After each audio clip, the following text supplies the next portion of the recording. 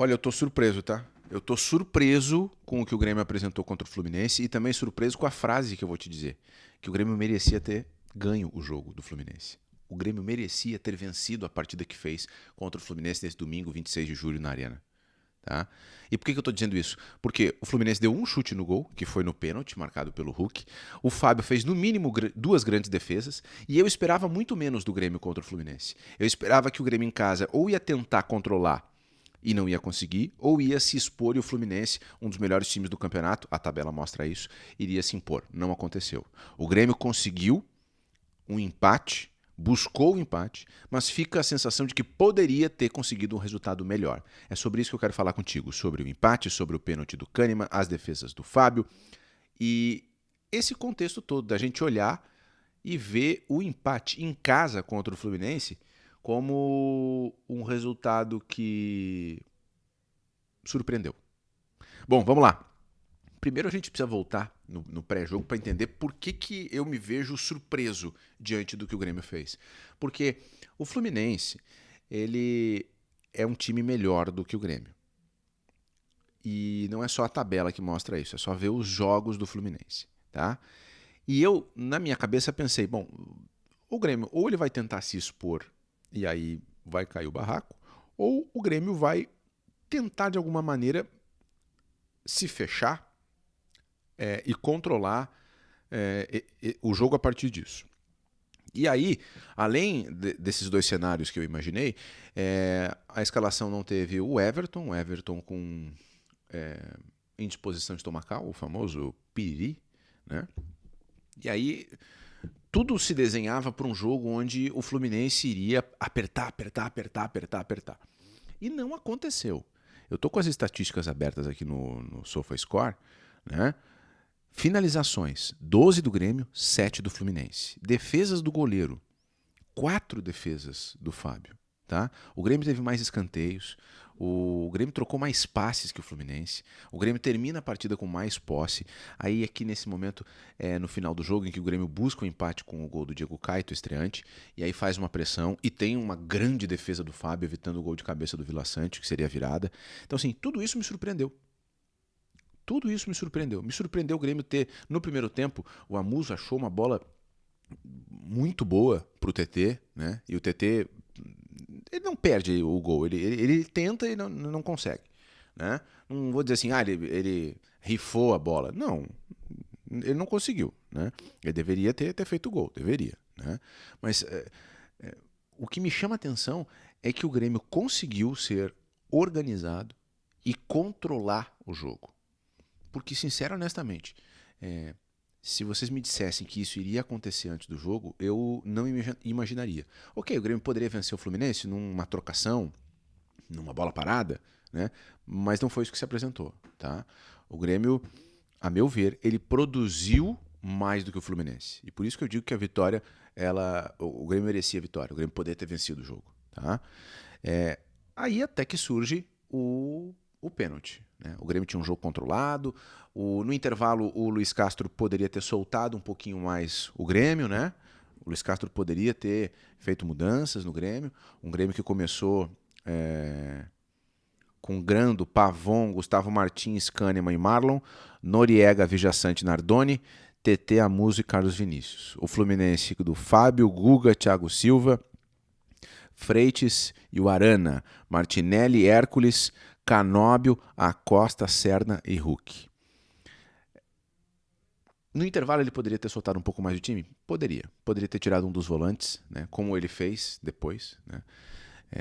E ali acho que tem um erro do Luiz Castro. Ele poderia ter dado um pouquinho mais de criatividade para o Grêmio. Porque se é verdade que o Grêmio controlou, foi organizado, o Grêmio teve muitas dificuldades para criar chances. Muitas dificuldades.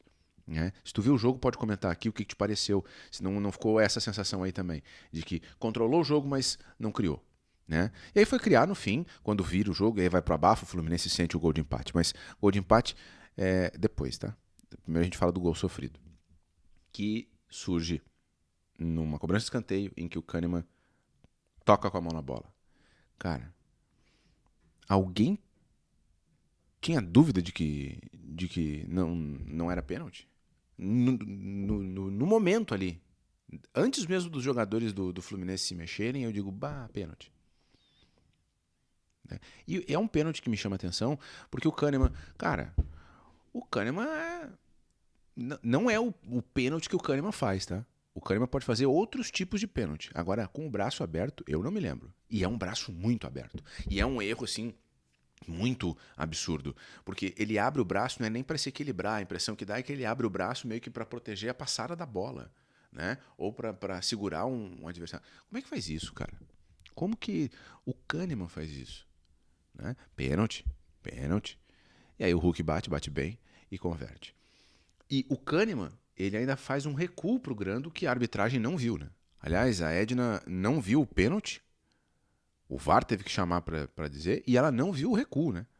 Para sorte do Kahneman, ela não viu o recuo. O Kahneman tem uma câmera de baixo que ainda mostra que ele erra o passe, que ele faz uma expressão assim, o rosto dele faz uma expressão do tipo, ele deu saiu torto ali o passe. E aí o Grando abraça a bola. Mas não interessa a intenção do Kahneman, interessa que ele recuou a bola pro Grando e a Edna não viu. Bom, o Fluminense fez 1-0 nesse pênalti e não me pareceu que criou muito depois. Tá? E aí o Grêmio consegue o gol com o Diego Caito, que entrou, né? Aliás, as trocas que o Luiz Castro fez.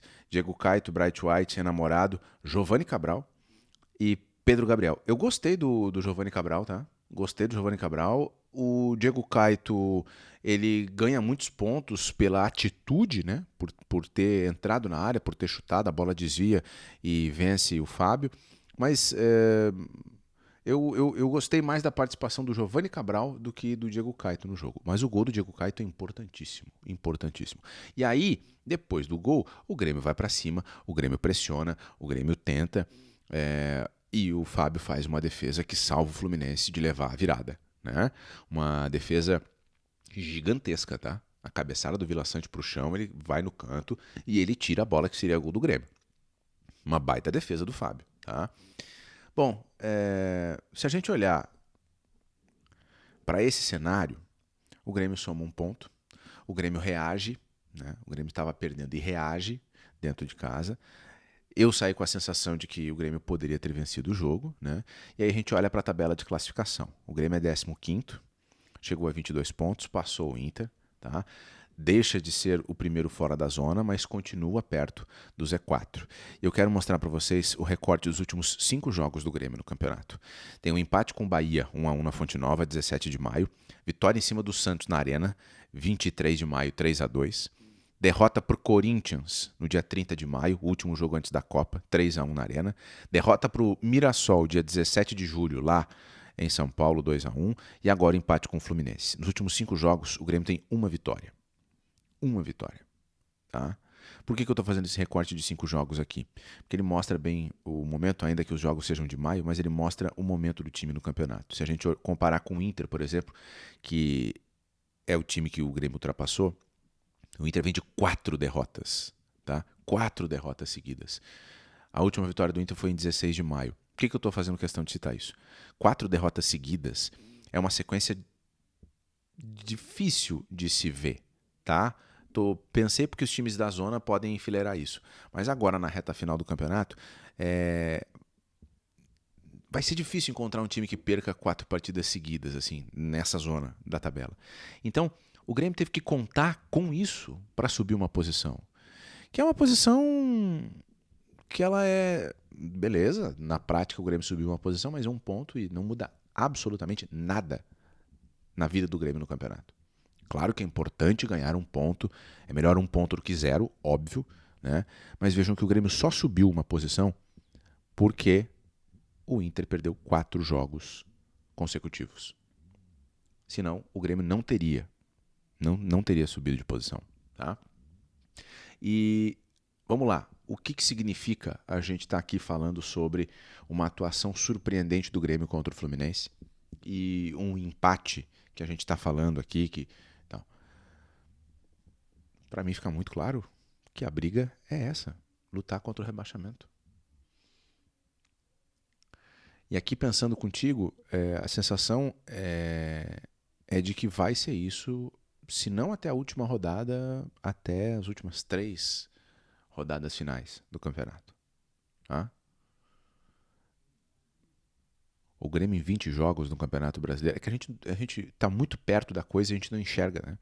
O Grêmio em 20 jogos no campeonato tem só 5 vitórias. 5 vitórias. Tá?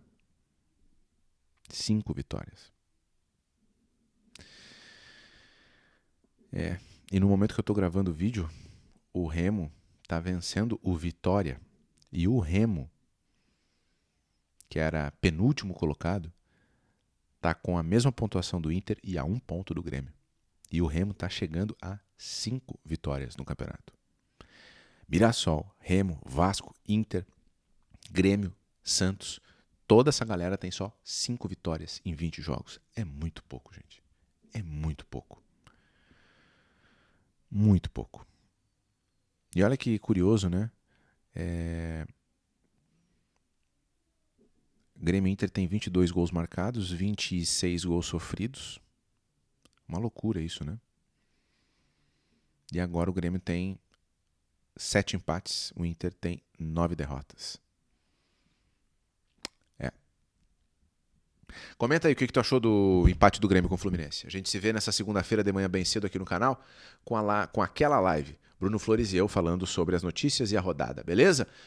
E a gente também se encontra no próximo vídeo aqui no canal. Então te inscreve, ativa as notificações, deixa o teu like. Até a próxima.